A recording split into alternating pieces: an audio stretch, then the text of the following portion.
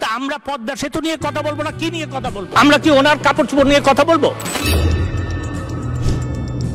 সাবেক আইনমন্ত্রী আনিসুল হক ও বেসরকারি খাত বিষয়ক উপদেষ্টা সালমান এফ রহমান গ্রেপ্তার হন। ডিএমপি কমিশনার মাজারুল আলম খবর নিশ্চিত করেন। রাজধানীর সদরঘাট এলাকা থেকে তাদের গ্রেপ্তার করা হয়েছে।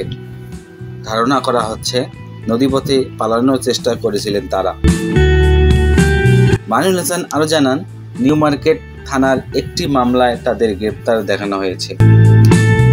শেখ হাসিনা পতনের পর আনিসুল হক প্রথম মন্ত্রী যিনি গ্রেপ্তার হলেন।